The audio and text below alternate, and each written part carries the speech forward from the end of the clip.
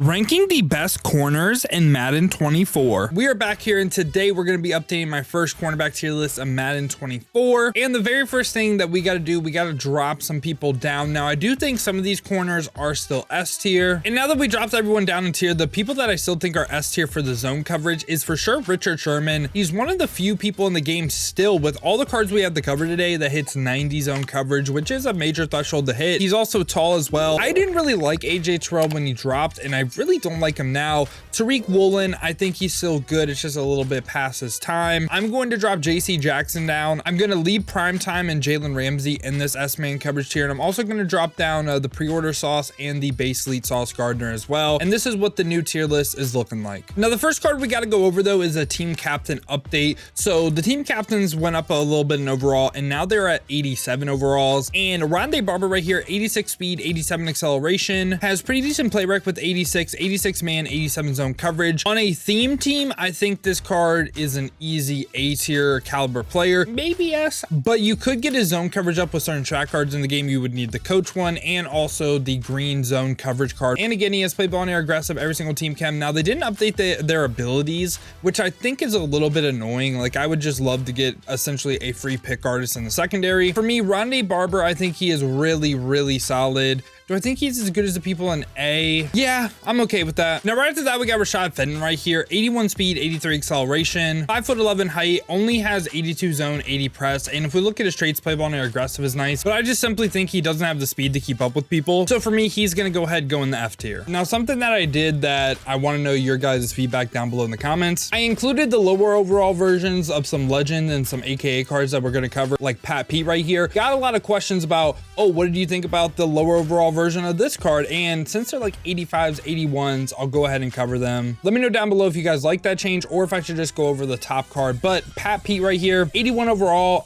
82 speed, 81 acceleration, hits 80 man, 80 zone, also has play ball and air aggressive. I am willing, this might be slightly overrating him, I'm going to put him D tier. And the reason for that is just hitting 80 man, 80 zone. He's not really going to play great for you, but I think he will play better than the people in F. Right after that, we get Eric Stokes. So Eric Stokes is super interesting. 87 speed, 87 acceleration, does not offer you anything else but speed and acceleration, and he's 6'1". But this right here is still a budget demon. And also, if we look at his traits, he has play ball and air aggressive, which we do like to see. It's just speed, right? It's just speed. How valuable is that? I'm willing to put him like bottom in the B or top in the C. And yeah, I'm okay with him being in this B tier. This is a really big boomer bust card. I should say that as well. Like, sometimes if you run him in man coverage, you'll probably notice like he gets absolutely fried. But then other times he has potential to stay with the top receivers in the game just because he's just as fast as them. After that, we got Stephon Gilmore, not Stephon Gilmore, Stephon Gilmore with 82 speed, 6 foot height, 83 man, 79 zone. If you got the zone coverage up, I'd put him D tier with Pat Pete and also play ball and air balance. I think he's a little bit worse than 81 Pat Pete's card,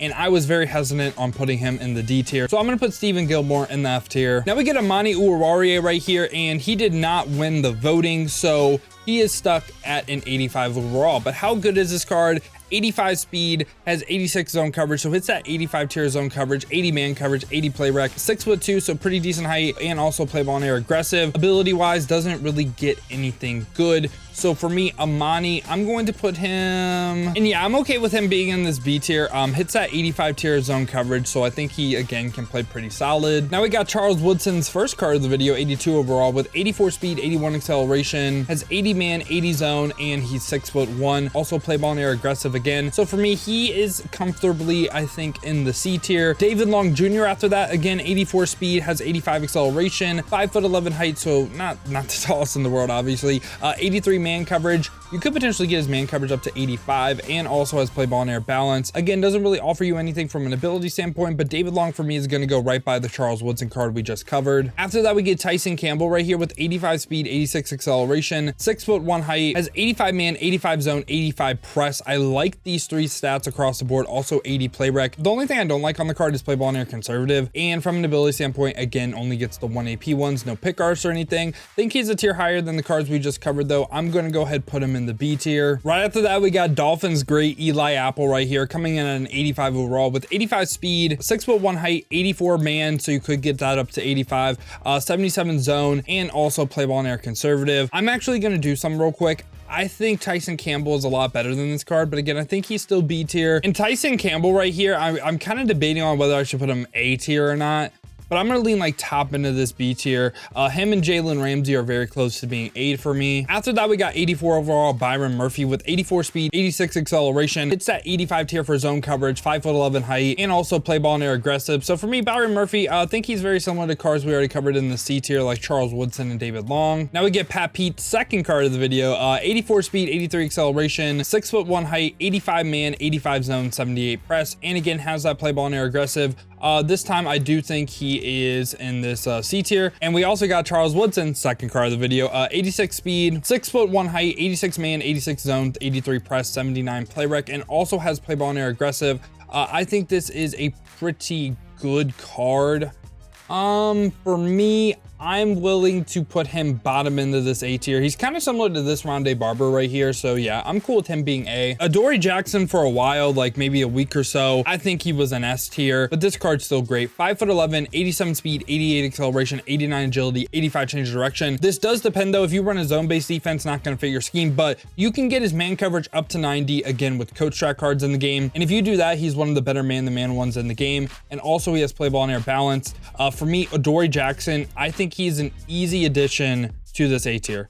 And I think he's like top into this A tier. I like him more than JC Jackson in a man-based defense. And now we bump up the overalls to 88s. First one, Isang Basie right here, 86 speed, 90 acceleration, can get up to 90 zone coverage, 5'9" though, so a little bit shorter, and play ball and air conservative. Also can't get that pick artist ability. For me, Basie is once again kind of similar to Adoree Jackson. I think he could potentially be S zone coverage with strat cards and everything, but also, man, I think Sherman is better than this card. He's 5'9". I'm leaning more top into A than I am S tier. And right after that, we get Gilly Lock this time, 87 speed, 86 acceleration, has 88 man coverage, 90 press, 88 play rec. And from an ability standpoint, I don't believe he can get pick artist or Mata GG is not up to date. But Stephon Gilmore for me, I think he's one of the better man-to-man corners in the game. For me, I'm willing to put him still S tier. Right after that, we got Joey Porter Jr., 6'2" height, 87 speed, 86 acceleration, has 90 man coverage, 85 zone, 87 press, and also play ball and air aggressive. This time he can go ahead, guess what, get the pick artist ability. Also can get medium route KO. I wouldn't really run the KO, but I'm just putting it out there that, hey, he can get it. And for me, JPJ is probably the best corner that we've covered so far. I think he's better than Primetime.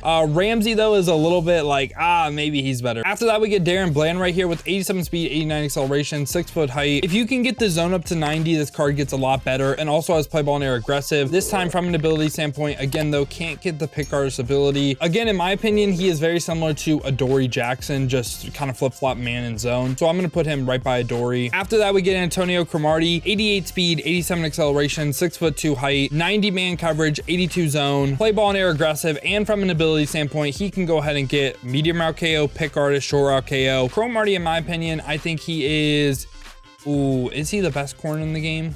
Very likely he is the best corner in the game. It's between him and someone else we're about to cover. And now right after that, we got Pat Pete. So Pat Pete, 86 speed, 85 acceleration, 6'1" height, 84 play rec. A lot of people will knock him for the 86 speed, but the bright spot of the card, I think, is 90 man, 90 zone. So he is extremely balanced. He can play man or he can play zone, and also play ball and air aggressive. Now from an ability standpoint, he gets the shutdown X factor, which is kind of like pick artist and one step ahead. I don't think it's great though, because it's not like you get any KOs or anything, right? So I wouldn't really run that.